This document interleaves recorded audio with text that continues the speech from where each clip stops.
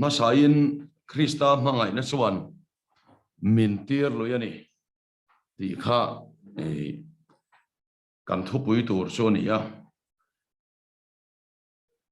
Paul hian chanchin thahil hi tirluina hmangaihna ina anne awanga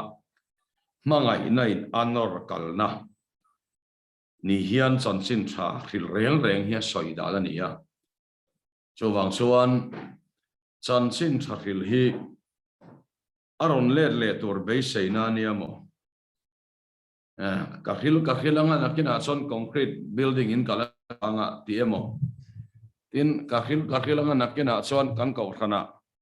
engemo ber kala ni angemo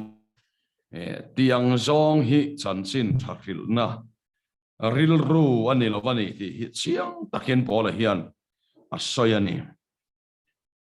chanchin tha kahil chuan nupui thata kala muanga pasal thata kala muanga tiang zong hian Paula hian chanchin thahil hi soi lo chiang khop maya chuwang chuan chanchin thahil a soi dan hi zanina kan han soi masadon ani pakhatna tan chuan Polan pathian a khiat dan masa khiat sian angai khop maya Polan pathian a khiat dan hi chihnia oma chu ama in tun malamin Krista chu ti salamin lo khato ma ila tuna chuan kan khele to love chumia wang chuan mi Krista om chuan thil siam thara lo nia thil hoite chuan ralta ngai te u lo tharta ti min ko huwa ama ngei poina soyani chuta soi poimo deuh mai chu tun malamin ti sa in Krista chu lo kheto ma ila ati lai tak hian ni a tun malama allo khiat dan masa kha Paula hian an nei ani chu a khiat dan masa chu pathian chu thiang hlim dan petu thoi lo rem thin a dan zom lova piang ti hluma rem thin a dan zoma piang tling adan zoma piang mal som na po dong pop mai chu thuthlung masa a mi hring te alo kai hruai dan ba khapola hian khriat anei mi alawani a khiat china chana ding het khop maya pathian a khiat dan chu pathian chu thiang hlim fam kim dan petu a dan pek zom tu chumal som tu thu oi chumal som tu oi lo chu khem tu chu tiang chuan Paula hian pathian alo khret thina ni chu a khiat dan ania chu tiang a khiat awang chuan ko khan masa te po kha ko khan ho kha alo ti du da pathian ina thutlung lui dana pek som lo bo chian ni a khiat awangin ti hlum po kha chiang ni in a khria a chu tiang chuan pathian alo khret thina ni chu tiang anga pathian fetu chu kan rama hian kan tam hle in ka ringani pathian kan khiat dan ang chia hian thil kan pe chok thina ni pathian chu dan anga fetu chuan midang chunga po dan khana satakina lek maya pathian chu adan zom te khem ngai lo adan zom lo khem tu anga akhiat chuan mi in har sak na tok sela enge ti sul niang le pathian na khem aniang atingal mai ani pathian kan khiat dan hi kan nun chua pui dan hian ron khil fekani pola poi dik tak chuan ko khan ho khati du da lo chian ni lova ti hlum lo chian ni lo akan chu pathian chu thiang hlim ama dan so zom tu te thu oya pom tu ni khana thia a hun laia sa khothar mesia chanchin lo khria lo oi tu te khachu pathian dan bo chetu anga ya chuwang chuan a khiat dan che khan annung chuak ta ni hei thil chiang tak mai ania ei kan rama po hian cho tiang chia chuan pathian kan khiat dan chia hian kan nuna thil lo lang thin ani chu pola po hian a khiat dan hi hetiang ani awang hian midang po rem thin ani chansin thahil na konga po mi in chansin thahil chu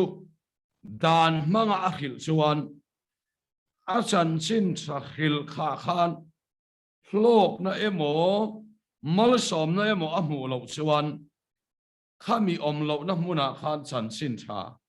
a khil thei lo wani chu ril ruwa lo masa sela a phur na emo a tui na emo amma in ming that na a khum let le lo na muna chuan chansin tha a khil thei lo wani chu masa a ril ruwa lo se a poi mo hleni chu polan pathian na khiat dan masa chuan nia dan petu thu oi lo te khem thin tu thu oi te mal som tu adan zom lo khem thin tu angin pathian na khiani panina chuan polan pathian a khiat dan nu nung zok chu dan petu khem thei tu khem thin tu chu pathian a chu misual te tan aron thita ani ti hi a kheta a khem thin tu zok dan zom lo po ti hlum thin tu zok a kha dan zom theilo te tan aron thita ani ti an khria a an muta kha he ta thu thlung luya a khiat pathian le thu thlung thara a khiat pathian a chu alo in ang to lo top mai ti hi pola hian amu chuak ta ni so wang chuan pathian a khiat dana in thak theng ta a ani tual that tu Christian te ti du da tu le khem thin tu pathian chu a pola nge chu pathianin misual ber pola ta ni pathian aron thita ani ti an khia kha a khiat pathian a kha alo ni talo top mai la ni reng chung si khan pathian rem ruat ron in thak theng ta le a chatuan thil tum ron dang lam ta kha pola nuna ain thak nem em maya so mia wang chuan pola chuan pathian ain khiat dan ron in thak theng ta ka wangin pathian chu khem thin tu ringot ni lovin soi satu ni lovin hmangaihna khat ama ti du da lu tu le soi satu po te tan po in hlan ral vek pathiani ti an khiat ta khan midanga mu dan zong zong a in thak theng ta veka midang ko khan ho te a mu dan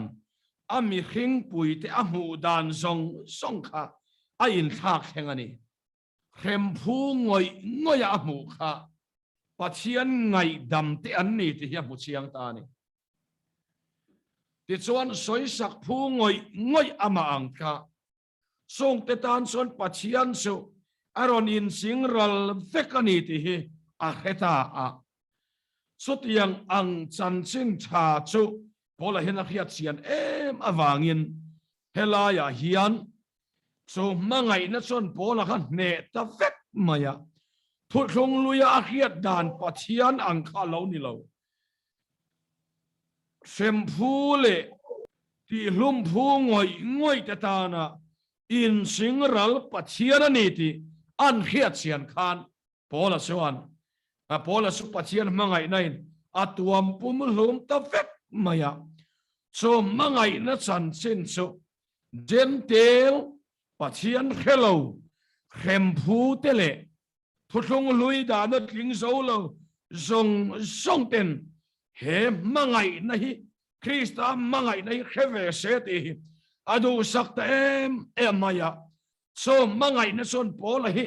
anor lui ta ani hi khil tum mia lo san sin tra khil tum mia lo kha anu na ne em ta ka wangin he hmangaihna hian pola hi tirlui ta ni chulai chan chin thil na chu atlo em maya ti hian han soile ta ila I chan chin thil hi I sual khoi le hlau wanga khila oma khovela le hlawa wanga rong bol na akepe na omani athalo katimi alo ama ero chu polan chan chin thil dan thung ero chu pathian hmangaihna khan ama atuam hne lutuka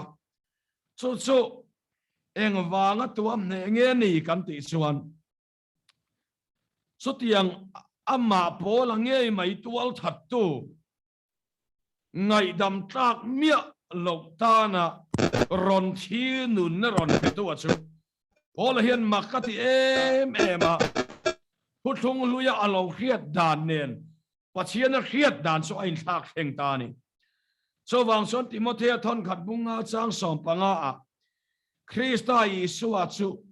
misual te chandam turin khovela local ti hi arin omin apom tlak emani ti hi aron soitani chanchin thai kan khil don ani chuan mi te fel hun mi te that hun kan nga chuan eng tika ma hmangaihna chanchin thai kan khil don lawa pathian mi son ber chu misual te ti fel sak masak nilovin misual te kha an sual angangai dama chan dam top hi pathian mi son chuani a oi omlo maya thuthung lui dan atang chuan a fel phot turani a tha phot turani ti hi thuthung lui dana chuani sia ama ero chu thuthung thara chuan sutiang anga tha phot turati te thuthung luya dana pek point ati that zo chuan lawa wangin pathian meu chron in ti te in mani le mani in ti thlomin misual te chu anti tel mia lovin mangai to khem thei tu pathian zo ka chu khem turin in pe a soi satui tu pathian zo ka chu mi hing te soi sakul aron in pe a sutiang tak maya mangai na chuan ama tual that tu polange po chu aron tuam hlom ta ani ti an khiat khan mangai na chuan mi tirlui ani hmangaihna hian mi ne hle maya mi zong thi ain mi pakhat a thi to ani so tilaya mi sual so a fel ma deina tani so a thi to so tilaya ngol vei so sim tum theilo va so a sim ma deina tani so a thi to sumi chan chin tha chon mi ne maya kei po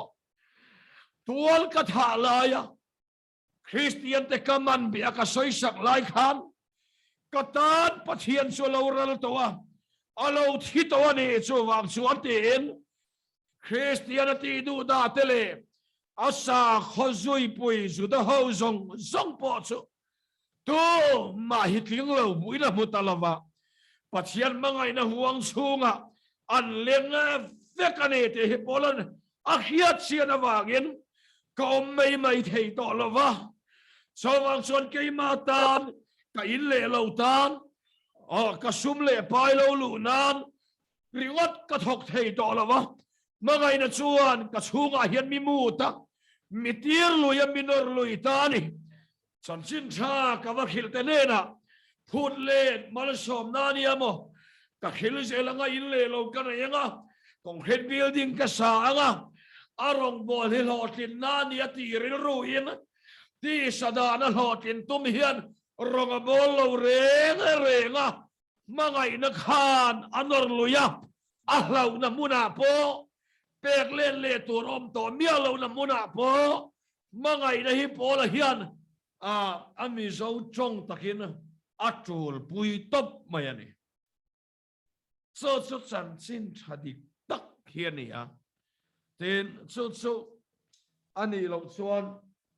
chan chin tha hi elaya hian sum don na man theya ani lo poin mani khotanga in promote na man theya ni so wang chuan chan chin tha chu a hil dan dik taka hil tur chuan chan chin thanei to pathian mangai na khiat sian angai ni ti hi kan ril rawa lo om sela chutiang anga chan chin thahil chuan mi an sim lawa ngai to alawa a hil mop mopa ati sim tu a sim tir tu lalpa tharau khana lo ti sim maya so wang chuan voini a hian atak taka chuan sim tir thei tu hi ke ni kan ni lo chiang lu tu ka tharau thiang hlimin sim tu ra khela an swal sia khel lo chuan nor mai la tu te ma hian an sim tak thei lo eng po ni se voini a hian a sim tir thei tu i suan nen khoi thlen dan hi ngai tua phot mai la i suwa ke bul kan khoi thlen to chuan nun dan te hi chu ke ni an i suan a khede i zo kaman alo zir ti do la ni nun dan te po hi hanin zir tir vak mai la zir tir tu tharau thialim nei lo tan suan harem em maya la siam tu in nun dan kalau thiam ta nun dan kalau thiam ta alo tia lung oi na min thlen tu po i suani ti temo a thlen tu kha i suani ti hi a ko mu mai ni i suwa ke bul hi khwai thengila tharau thialim zara nun dan su i su hen alo khil mai dona so pathian thui min ko mu so ni ani lawa mi fel hunin nga chon fel lawi mu che wanga in so nga rami vei vaka nga chathei si lawanga i thinarim chun mai don ne rong bol tu thin rim mini mai don ne so wang son hi poilu tok maya zefi ran tham thua man ko ma tut na thok thu than thin thiat yang deuh khan rong bol tu thin sia thin ram vei mi swal na vei an that lawa wanga thin rim na kan top mai ang ti hlawom phurit sukan nei turani mi te swal na pon min del turani amar chon hela hian mangai na hian min sal ti thin mangai na hian kan nun hiti danglam thin ti hi kan khiat fia apoi mo hle ni ti kha kan ril ruwa om sela mangai na tel lawa chung te vei te hi tlu ka ngai mangai na tel lawa ule nau te vei te hi tluk na nar kharavat sak lo na nar ani mangai nei min tirlui lo chon han chol le phot ila mangai na hian dong phot ila pathian mangai na hi thenom pa chang te lo vila keima ni chang te ila polan mangai na soi dan hi chu ti hian soya pathian mangai na chu eden huwa na changa aswal na changan chui chau chara adam a changin sumi nuwa ahun lova piang mana soi satu le ti du da tu ani na in choi lu ta kami cho zonga mangai na lo do tu ata na ron ral pathian mangai na khan anun hian he lo thei lova mangai na hi mi danga changin te lo vela yenge mo mangai tla kani reng le ti hi kan thil thatia changten mangai na hi te lo tur kan songril bol ho chang hin mangai na hi han te chanila pon lam lang thea kanin kha da na theng hian han te ila hetia nung dama min la siam te tharau the min la pol du te hi heng aya mangai na sa hi om lawani so tiang chi ason keima ang thau hian midang te po mangai ve ni ti khiain so mangai na chan chin tha chu khil turin bible hian min du ani so wang son voinia hian chan chin tha khil hi nupui pasal zon nan vel le khotlang alan sarnan te mo tu te mo va fel to ve min ti mai na na mang hi kan tam ta le inga khia kan ro mai nan soi bong mai ila pon lama tak nun songril tak na nei si lo mangai nai na achin ral lo hi kan tam em mai ni so wang son kan chan chi hil in quality ya nei lova kan flow lova Belgian kan dol lo ani hey en thua ka thathuak en chet thian om ve a heng te hi fu lo khop maya en thua ka thathuak en chet chu potlin lo en thua ka chethuak en chet tiang che te po hi om ve ni a pathian mi lo hi ti ra he atakan ang zo ka san sin a khil hi ari phut hi atlang puin atlo lova mangai nei na adin nge tir kat nun hi thil tlo berania chawang chuan lali so po kha atira khan pathian mi nian khelo re reng an hai pathian mi reng hi atira ena oi om mel de hian ni lo an oi om mel lo zel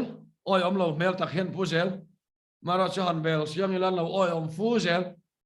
lali so po kha peter khan mui tha mo ti ni kha dil chunga akal chum khan mui tha mo ti an zui pa kha hai tlat mai ni voini hian u nau du tak enga mo chang hi chuan kan rong bol pui te nge pon min hai ve fo chen ma sei sun mui tha kan lo ve keima kan ia ti a an khilta peteran a thiam ve chawani kha mana non rong bol na muna min cha ve a kho ran committee pakhat hian amaro chu kan khen mai in information engemo an lo dong ni torani zam thum thui min ruai thap don mo kati lai zam thum thui soyanga isarmon kan ngai thanga kan du zo ni zo kan ruai chamin han ti le chu ka thin herim khop kan kal na khwala kha an khoyen khu em khop maya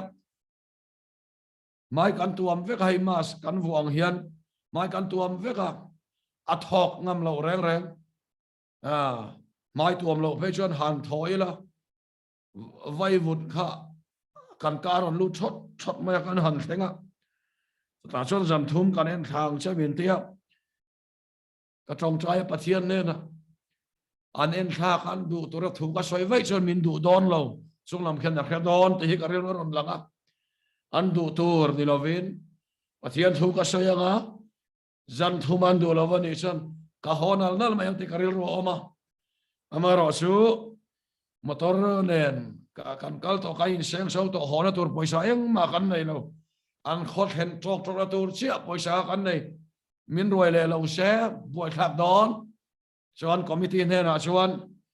kan tiam ve top mai la min roi ula in chia lowang happy top maya ta chuan an han ti ta pathian khongai na lo lang ta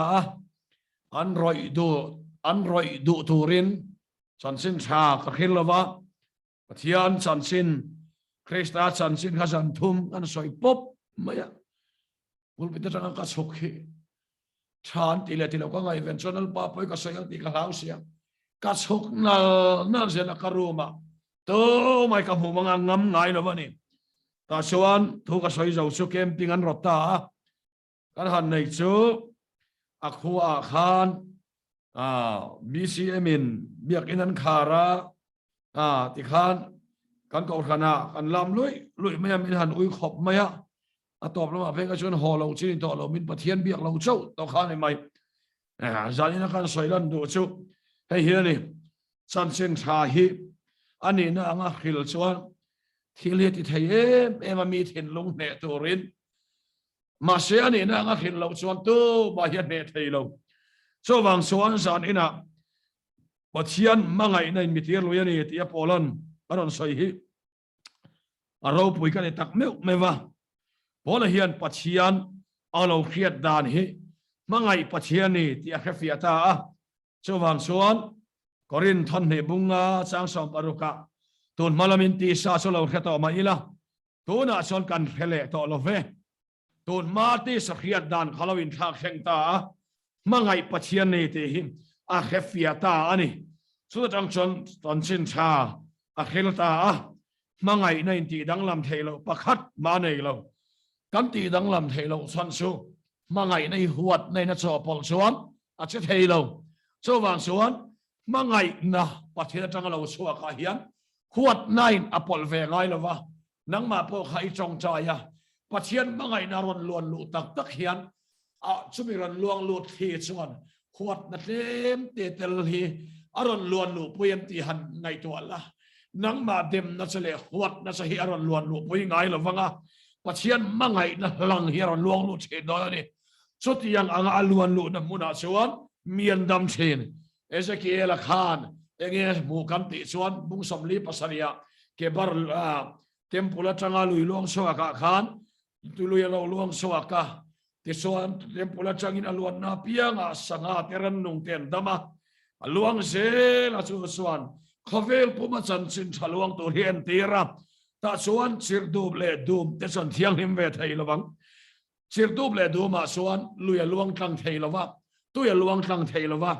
aluan tlang thei lo te hi andang lam thei lo mayanga bak eng ma soi thei kan nei lo maro su mangai nu chan chin tha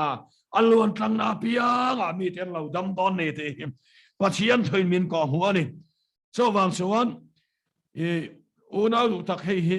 apoi mo len kan khia ti chuan pathian mangai na omzia a khafia ta pola chuan helaya hian kan siaranga Timothea le khathona kan muwa Timothea azia ka thon khat bung khat sang som le pania kan muwa ni pathian riat dan lawin thak theng dan hian kan soyanga Timothea thon khat bung khat sang som le pani miti saktu Krista Yesu kan lalpa na chuan lom thu ka soyani mana soi setu le tidu da tu le soi setu ni maila rin oma mingaya arong bol tu mi ruat awam hian ang ti moi hi ka te helai moi ka te em su mana suan rin om te so ko thin pathian ani thutlong lo ya chuan thutlong thara chuan pathianin an kin lo ti hriain Krista a pathian mangai na hlom choron langta rin oma min ngaya thutlong loya chuan rin om te so thang thin thutlong loya chuan rin om lo rin oma ngai masa an rin om wang ni lova an rin om lo chung puap mandu masatu pathian anita ni chu hallelujah lalpa fakinom no se rong bola ka suwa kapian thar lim hian tuna karin om ang hi kala phami alo tuna karin om ang hi voini hian pathian la karin om ang hi kala phalo reng reng ani a chan se eng wange ti chuan pathian mangai nei ka hetok lawani kuna lo kal se na pathian mangai nei mi ti thiang him se la rin om lo kha rin oma mingaya ru karu lo karin om lo ka ti khan rin om lo na si rang pathian la ka kanai ve fo chen sak na suala te duam na te voini hen ro pui du na konga te I so chau moi na ain ma ni moi na zon na konga te hian kalau rin om lo fo maya ma se so ti sung san rin om a min ngai lu yan I chu ka ngai lui top lo chu sun itling don suang lo itlin fom kim hun ka nga suan eng tika mai tling don lo wa so wang suan di rin om lo sung hian rin om a ka ngai chia kal mai ro mangai nei ka tuam lo bang senga ka mangai na hian na tirin om sel don se ne ti sian mai na suan ron khil ta ni so tiang mangai na cham sin cha chu bola hil mi jam khiat tir ven sa ka so wang suan pak na dong liet lo ma se khovela aro pui na tur concrete building mo chan sin thang a hil se langa ka hot linga kar moi tak kan yang ti lamani lo zaina hian kan ho sak le kan ro pui hian mi te ni suan muang ti ni lo voinen I ho sak vai tu mani suan mu don lo mangai na wanga chan sin thai khel hian I ho sak na mang don so ka ni I mal som na don wangin tu mani suan mu don lo mangai na wanga mal som na manga chan sin thai khel hian mal som na I don khalal pan mi danga mal som na athen ti don so ka ni abul bel chu mangai na hian ni te hi zat ina kan khiat fia poi mo me ilar vut lo wangai chengai lo wang mangai na hi chon mi reliable mi ren tla in Israel don so zan ina pathian thuina min ko mu sonia arong bol tur min ruata wangin rin oma mi ngaya arong bol tu mi ruata ka wang hinati thutlong lo ya son arong bol tu tling ne zong levia chi zong chi lo phei chuan an khoi thei lo khim khim pathian in an tha tu te changa tlinga ti sin zong in rong an bol midang khan levia chi te na kha nam dang khan an va khoi thiang ve lo khim khim lo pa rong bol na kha pathian in rong bol tu ra ti ra changa mo sia le aron manga alo ser khan sin te chau khan rong an bol fe ma se thutlung thar pathian in puan na an heta rong bola mi ruata rong bol tu atlin wang ni to lovin atlin tir tu lalpa avangin lalpan rong bola arwat top maya so wang suan arong bol na a khan tling lo tling arwat na ani rong bol hi tling ta ka rong bol tu lalpan man ngai ka hello kum som po rong bol ila bol kum som mi bol tu ai tling to eti om thei don lo tharau bo sang tel po huai ho to mai tling om thei don lo tling arwat hi ani reng don lalpa fakin om ros tling arwat hi lo ni reng ta chuan midang ten bangai na hian hedon itlin chuan tling lo itai mai don ni so wang chuan in duang tharau theli mi ngai lawang Krista ngai hek lawang itlin chuan tling lo ni reng ro cho thutlung thar rong bol na ni thutlung lui mi na chuan in titling ania tling takan nia an hoi her reng kha atling wa mai ni farisai pui thiam te kha mo thutlung thar chuan tling lo ani reng mai tap mai itlin hun anol hun se ani mai chu rong bol na thutlung thar rong bol na ni warning mi pethin he mai na hian zaina hian ke nge po hi kalau tling lo le tling emo in ti na hian min lo bei lek thin ma se thutlung thar tlin na reng chu tling lo ani zel tling lo vai lua pia ni tlingam chu pathian rok thutlung thar rong bol na ni le hi chu tiang chu ni ko hano te man ti ra ti du da tu ai in kha chiang nu tok tu nge ni arong bol nu a soilo tir ko rong bol tu ro pui tak ani nu atangin rong a bol ngai lo pola hian ko khan ho ti du da tu soi sa tu le ti du da tu ani na atang hian rong a bola king lo soi sa tu ti du da tu mangin midang le na pathian thu wa he mi ka va counseling a mi ne na iso mangai thu ka soi do na zo in mi mo han tiang chi de tin lung hi om ve mo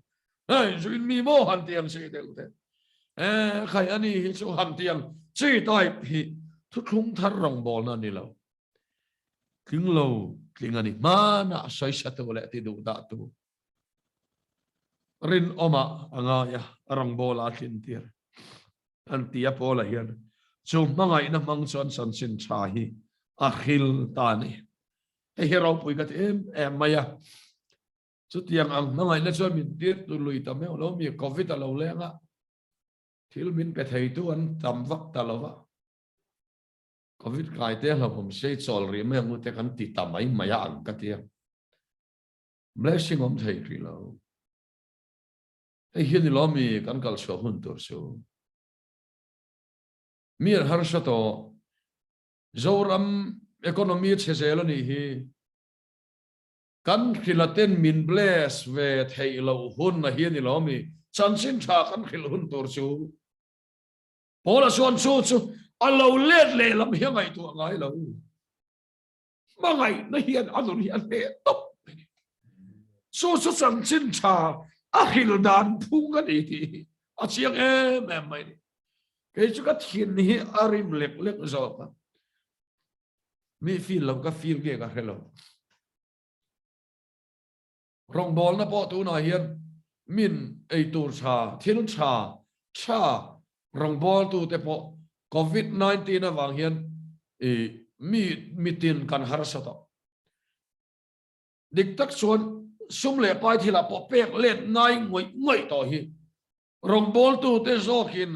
lang lam thil kan pek let nai mi kheng hian tam tol tu ma pek tur kan ei kher lo mai thei ka chuwa pek kher tur ka ti na ni lo a thil omzia din mun kan soi ni su mi khing tun lai kan ram din mun ola te ron thole ta se tu nang mun hin an wat se na sa don o ti ka ngai tu ani lung te po helem rom thin e Christian ministry ya in sen na sa ti te nan khre kalom khop maya ro pui ka tia manzana po lung le ka ron kala pu ma din te nen po kan ti tia kanin ko ma chan sin te na han nai thatin mi dang te po nan khre lo pe lo bom chawam ti ka ring ani thế mi hun tak hi kan thin lung hian min ti let ve thei lo tu hi mangai na in zong ina so mangai na chon engkip hi omani kan mangai kan ti sengai le le zohana le khathole tin nge soi mangai na fon kimil hlau na no chuak thin hlau tu so mangai na fon kim lo mani hlau tu son mangai na fam kim kha khela wa ti dani o mangai na ya fam kim lu to ka pachia min mangai nei ka tharau tan min mangai ya ka tak satan po min mangai ya ka malam hudatan pon min mangai ya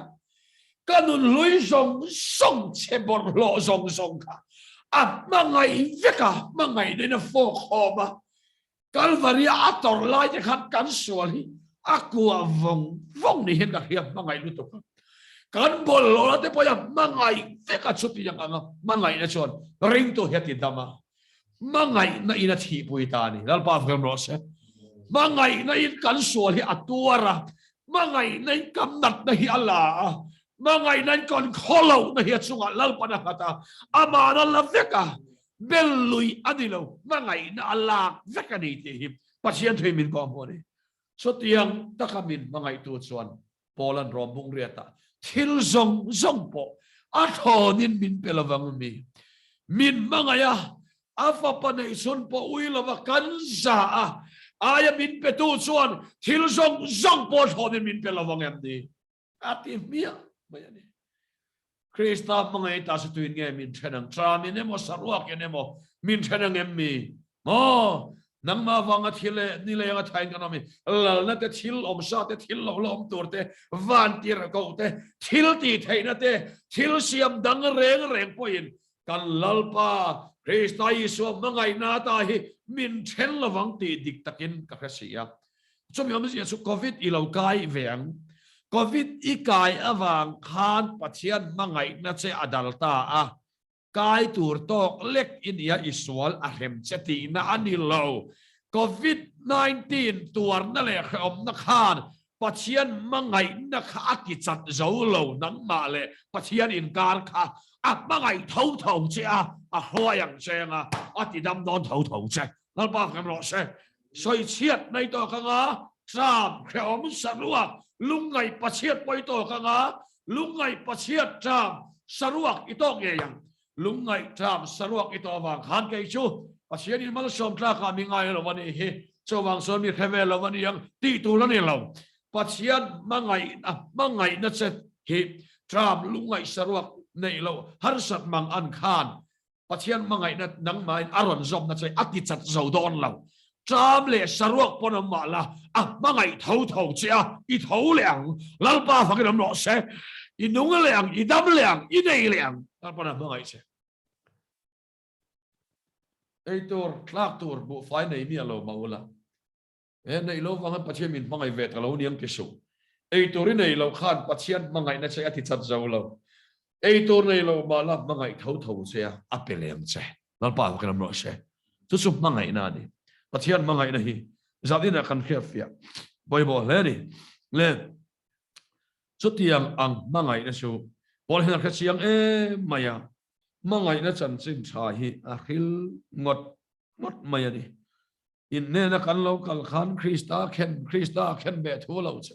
en ma khiat kan tum lo kha ati mi mai ni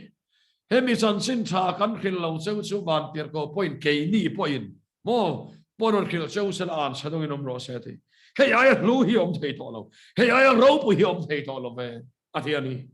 chan sin tha dang om thei to lo ma ti so tiang tak mangai na so khiat chen wangin pola chuan gorin thon khat bung kwang chang so paruga chuan san sin tha hi khil ma ila chuan tur kanai lo khil su ila kasunga pik don si ti mak mo kasunga na tani so tiang anga mangai na su khatu kani to wangin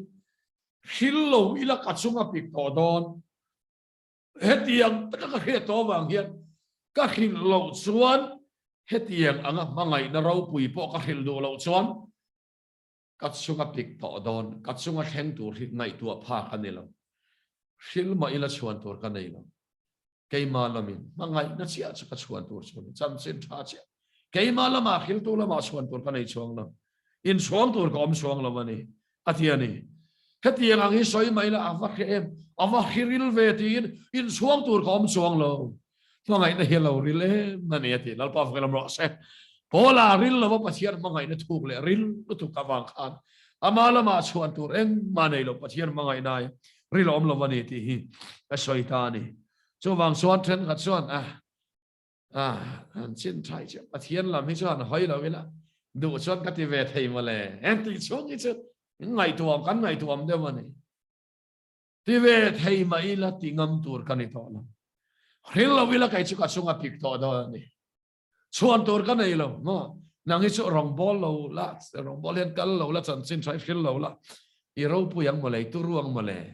thì ý số vàng hiện chan lâu là chân ý này vẹn một lẽ chan lâu mà lên chế đón thông em mà khăn đi đón xuống lâu và chiên mà ngày nó khen lâu hết súng bịt nó mày này đó số vàng số Hindu thầy tu mà khăn ông lâu hậu sa Hindu thầy khăn ông lâu mà ngày nó son trên trái rồi bùi em mà ông lâu về khil ta khăn gì khil tham mà nè ral bùi tham mà nè mua bao bùi tham mà nè soi chiên đón bùi tham mà nè mi te huat kan lo đón nè pon huat bùi tham mà nè lim bùi tham mà nè chol bùi tham mà nè lungoi bùi tham hậu sắc bùi tham rin ani te pasien thui min ka mori so san chen cha so fil tu rin zaina hian lal pan min ti chak zel sela mangai na chuan min ne se min fang suak zel ro se athu kan soi lal pan kan za tan mal sam ro se